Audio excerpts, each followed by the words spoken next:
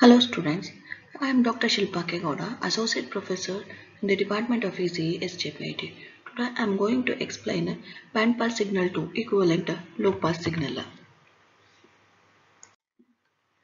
So this is the general block diagram of a communication system. That is, the main purpose of the communication is to transfer information from a source to a recipient via channel or a medium. Here the general block diagram consists of a source, a transmitter, channel, receiver and a recipient. So this is the brief description of the block diagram. So here a source in the sense it might be analog or a digital source. Transmitter. So transmitter consists of a transducer, amplifier, modulator, oscillator and a power amplifier. Or also we can take that as a transmitter as an antenna. Next we have channel. So channel in the sense it might be an optical fiber cable or free space or any cable. Next receiver. Receiver in the sense it is an antenna or amplifier or a demodulator. Next, a recipient in the sense it might be a speaker or a computer. So types of information. So here the information can be considered as it might be a voice or it might be data, video or music or email. And also we have types of communication systems. The different types of communication systems are public switch telephone networks or satellite systems or TV broadcasting cellular phones or computer networks. Next, how to represent the information representation.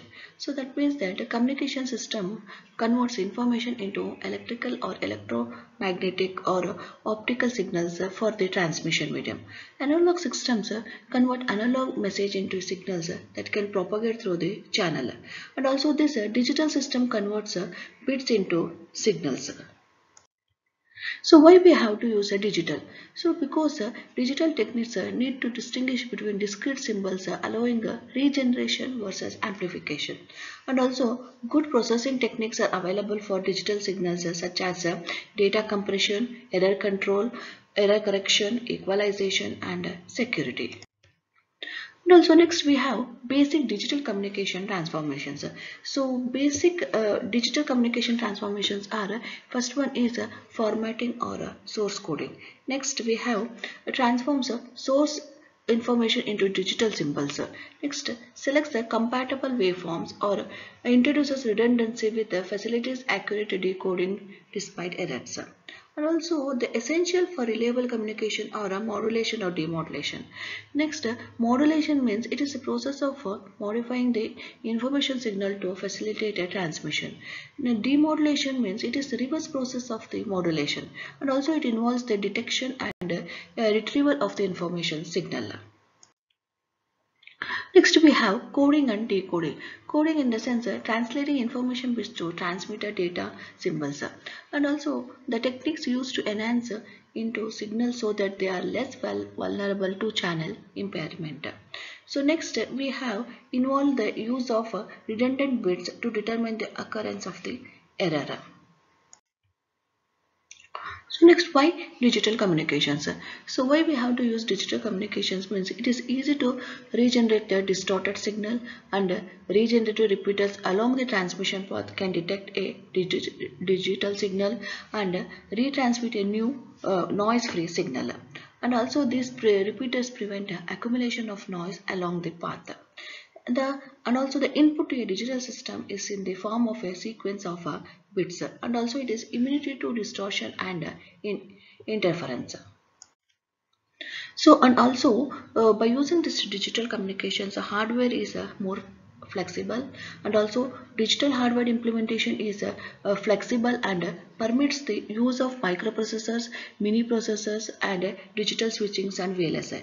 And also it has a shorter design and a production cycle, and also the cost will be less, and the use of LSI and VLSI in the design of components and systems have resulted in a lower cost, and also easier and more efficient to multiplex several digital signals. And also by using this digital multiplexing techniques, time and code division multiplexers are easier to implement than analog techniques such as frequency division multiplexers. And also by using this digital communication can combine different signal types like data, voice, text, etc. So that is in digital communication in computers is digital in nature, whereas voice communication between people is analog in nature. The two types of communications are difficult to combine over the same medium in the long and in the analog domain. But by using digital technique, it is possible to combine both format for transmission through a common medium. And also encryption and privacy techniques are easier to implement.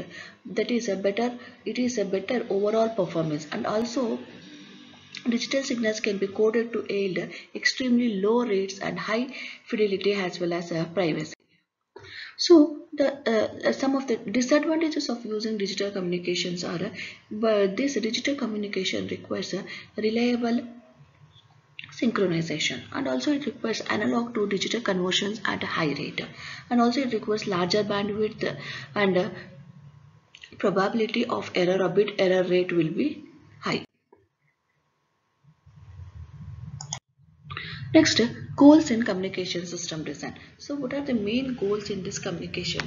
That is in digital communication system design is to maximize the transmission rate, to maximize the system utilization, to maximize bit error rate, to minimize the required system bandwidth, to minimize system complexity, and to minimize the required power. So these are the goals of the communication system design. Next, we start with the Hilbert transform. So Hilbert transform in the sense, obviously it is the Hilbert transform on a signal is equivalent to a 90-degree phase shift in all its frequency components. That is, the only change that the Hilbert transform performs on a signal is changing its phase. The amplitude of the frequency components of the signal do not change by performing the Hilbert transform. On the other hand, since performing the Hilbert transform changes cosines into sines, the Hilbert transform x cap of t of a signal x of t is orthogonal to x of t.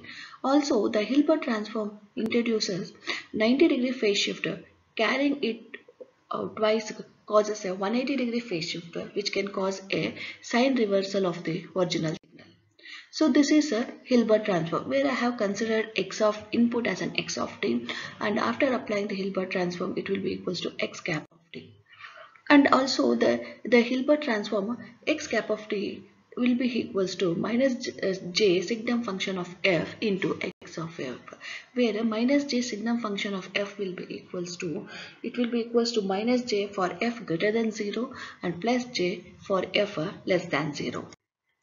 So here the Fourier transform of the 1 by pi t term is minus j signum of omega, and also this can be verified by the reciprocity theorem. If f of t and f of j omega are transform pairs, then f of j omega and f of t are also transform pairs. So these are some of the Hilbert transform pairs, where I have taken input as x of t and capital X of t as a Hilbert transform of the input signal. Next, these are the properties of a Hilbert transform. So properties in the sense here the signal x of t and with Hilbert transform x cap of t have the same amplitude spectrum, the same autocorrelation function, and also this x of t and x cap of t are orthogonal, and the Hilbert transform of x cap of t is minus x of t. So here the energy content of a signal is equal to the energy content of its Hilbert transform. That means that using the fact that mod minus j signum function of f of whole square will be equals to 1 except for f equals 0. This is the examples of a Hilbert transform. And this is also an example of Hilbert transform considering original stimulus consisting of an amplitude and frequency modulated simple tones. So this is a pre-envelope. So pre-envelope in the sense in signal processing, the pre-envelope of a bandpass signal is a real value signal that represents the envelope of the signal before it is modulated onto a carrier. And also pre-envelope is a raw envelope of the signal which is present even in the absence of a carrier. So here a pre-envelope of a signal can be obtained by taking the real value signal that represents the instantaneous magnitude or amplitude of the complex value signal at each point in time. So here I am considering the pre-envelope for two types of signals. One is sinusoidal case and other one is a narrow band case. In sinusoidal case, z of t will be equals to x of t plus jxq of t, and x of t equals a cos 2 pi f naught of t plus theta, and xq of t will be equals to a sin 2 pi f naught of t plus theta. But in narrow band case, z of t will be equals to x of t plus jx cap of t. So that is the Hilbert transform of x of t. It is given by x cap of t equals 1 by pi t into x of t. That is the phase shift x of t by minus pi by 2 for positive frequencies and plus pi by 2 for negative frequencies. So this is the pre-envelope equation. So first here I will consider a real value signal g of t, and next we will define the pre-envelope of the signal g of t as a complex valued signal. That is g plus of t will be equals to g of t plus j g cap of t. Let g of f be the Fourier transform of g of t. Then we may write g plus of f equals g of f plus j minus signum function of f into g of f. Using the definition of the signum function, therefore we can write a g plus of f will be equals to 2 into g of f for f greater than 0, g of 0 for f equals to 0, and it will be 0 for f less than 0. So this is the spectrum of a pre-envelope. So here first I have written the amplitude spectrum of a low pass signal. Next we have written the amplitude spectrum of a pre-envelope of G plus of t. Since it is a amplitude spectrum of a G plus of t, so we have only the positive frequencies and we don't have any negative frequencies. Next, this is a complex envelope. So complex envelope in the sense, the complex envelope of a bandpass signal, it is a low pass signal because it represents the baseband signal equivalent of the bandpass signal, which is obtained by removing the carrier signal component and also using the complex demodulation. That is, the complex envelope has a much lower bandwidth than the original bandpass signal and contains only the baseband frequency of the signal. So first we have written the spectrum of a bandpass complex envelope. Next we have written the amplitude spectrum of bandpass signal G of t. So this is the waveform of a real signal, real envelope. That is, first we have taken the modulated signal. Next we have written the Hilbert envelope. So next we have here a band pass signal. So we know that band pass signal, it is the combination of high pass and a low pass filter. So the same thing we have written it here. So next band pass signal. So in this band pass signal, so we have taken the message signal and carrier signal, that is modulated signal and message signal spectrum with a bandwidth of B hertz. Next, difference between the baseband signal and bandpass signal.